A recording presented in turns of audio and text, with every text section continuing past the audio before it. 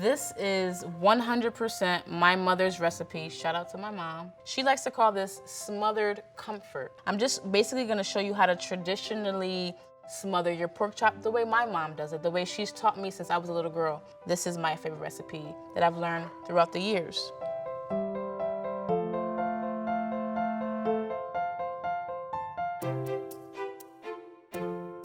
So make sure that your cast iron is nice and hot. Very light on the oil, you don't have to go too crazy. Cast irons get hot pretty fast. And we want that nice and sizzling before we add our pork chops, okay? Season with salt and pepper, of course. And my mom loves to dredge her pork chops in flour. Now this is optional. I've met chefs who just sear them golden brown, but my mom loves to give it a nice little shake of flour. And that's just because it's gonna make sure her gravy is nice and thick, okay? This can go right in that pan. You wanna season the rest of your chops with salt and pepper on both sides, always on both sides.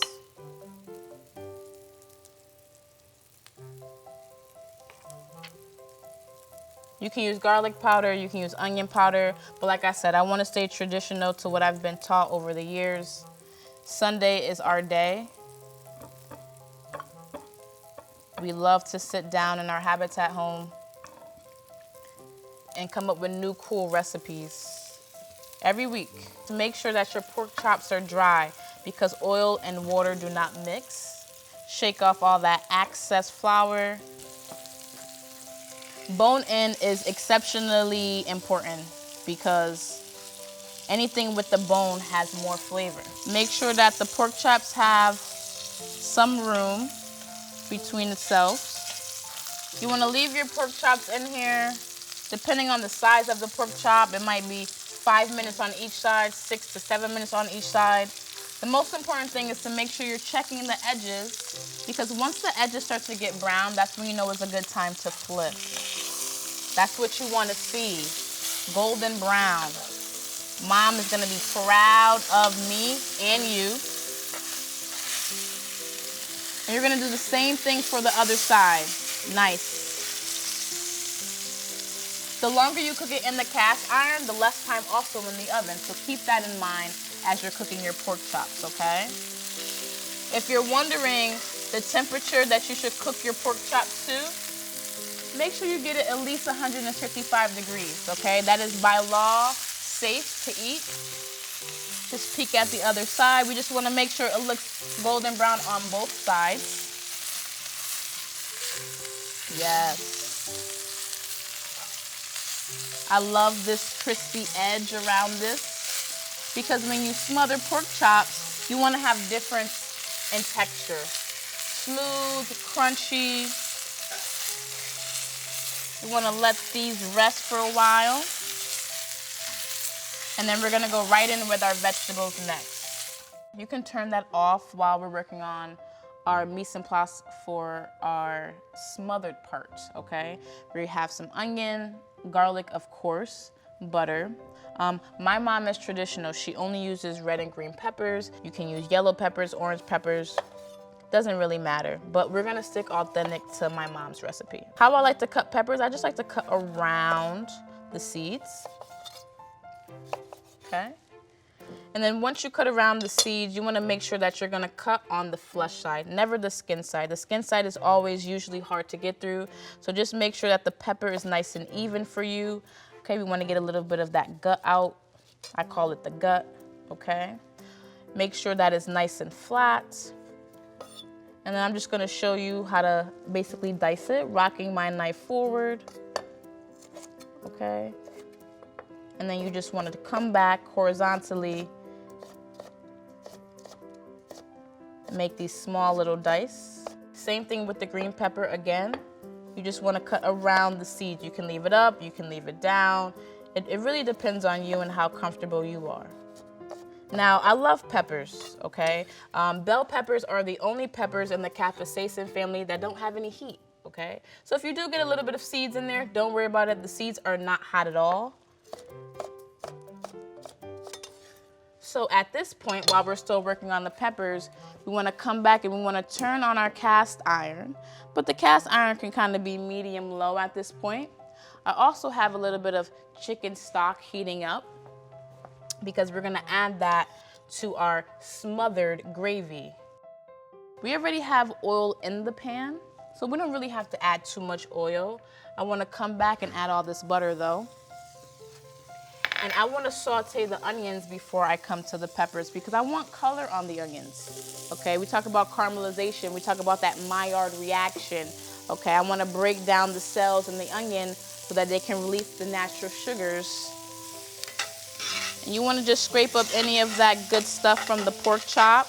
It's okay to use your tongs and the cast iron. The cast iron is iron, okay?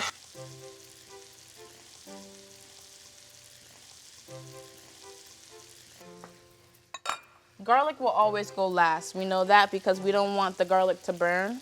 The chicken stock looks good. Once it's nice and warm, you can turn that off.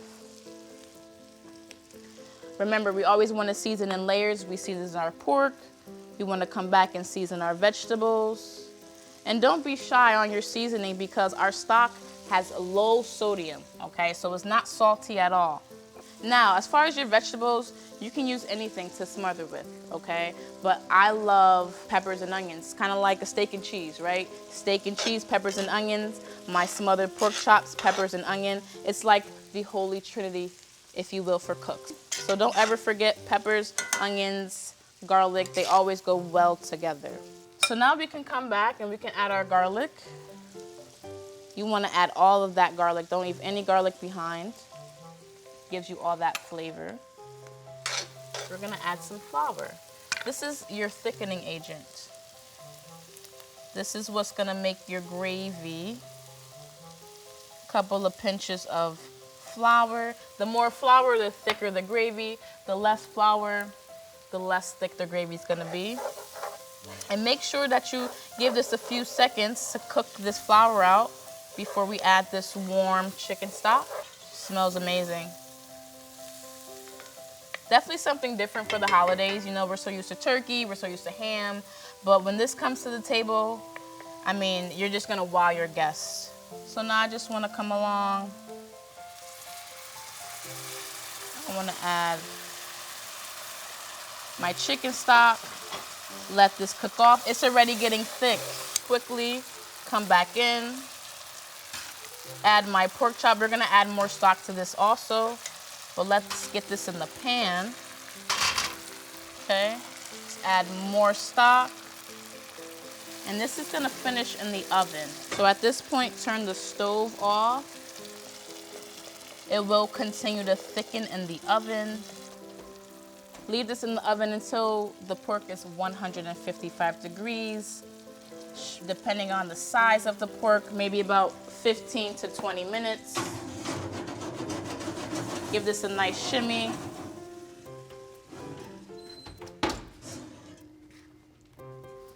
Looks beautiful.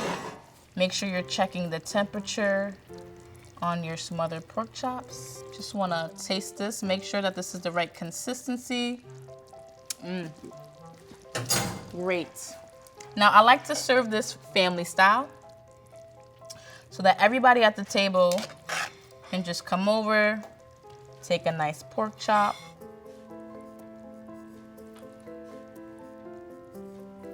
You can serve this in the cast iron itself. You can serve it on a platter. You can do whatever you like. Make it beautiful. Make sure you have a lot of vegetables because this gives it a lot of flavor as well. This goes great with mashed potatoes. I love it with rice, sweet potatoes, parsnips, anything you would like. This is gonna make all your friends jealous. And that's what we're trying to do for the holidays, right? When it comes to food.